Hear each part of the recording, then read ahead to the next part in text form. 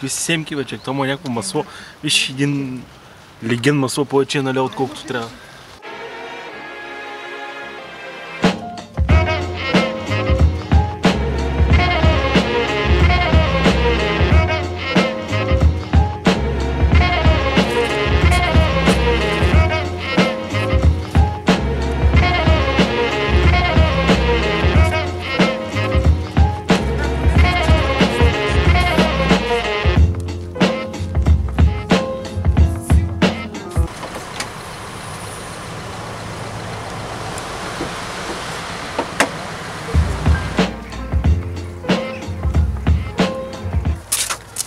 Наложи се да олея няколко пъти около казанчето и накрая да открием, че има канелка, с която ще е по-лесно.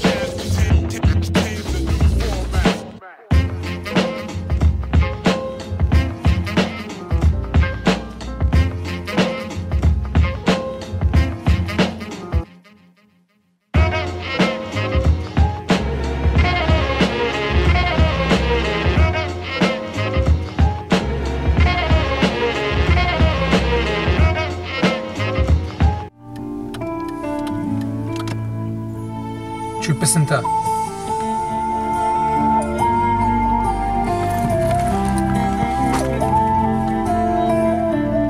Решихме да се отбием до един манастир.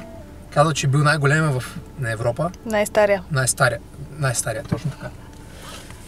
Свети Анастасий. Обаче свихме от магистралата и не знаем дали пътя е изчистен. Сега ще проверим. Вече сме в манастира. Отнели по-малко от 2 минути, 3, за да стигнем до него, а мислихме, че ще се мотаем много повече. Прочетох една табела, в която ми се стори, че пише в манастира е забранено влизането на мюсюлмани. Обаче...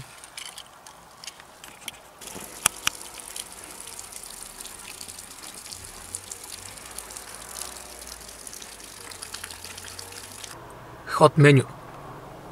Пицата изглежда много готина. Спряхме при шеф Токе в ОМВ-то да ни зареди и да ни направи по един сандвич, пица или суфле. Да ни зареди нас и колата с гориво. Не, колата няма да... Само нас да зареди. Това имах предвид. Здравейте. Един бургер с свински врат и един италиански с мортадела и чоризо. Да ги сложим ли на тостера? Да. Да, ако обичате.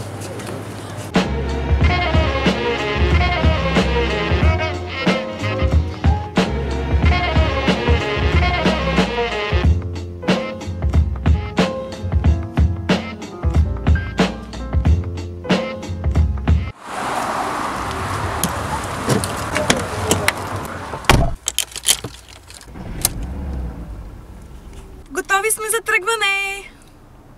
В крайна сметка успяхме да се приберем. Сега дойдохме да приберем колата, защото беше болна, леко настинала. Абе не щеше да пали. И това, което ме притеснява е, че не е установен напълно проблема от какво не иска да пали. Изчистени са грешки, но времето ще покаже. Слънце ти как си?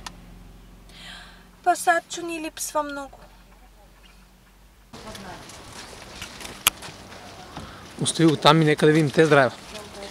Да не си мислите, че това е майстора, това е по-скоро доставчика.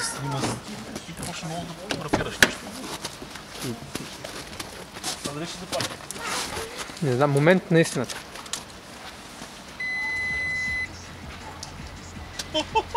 Пали сме.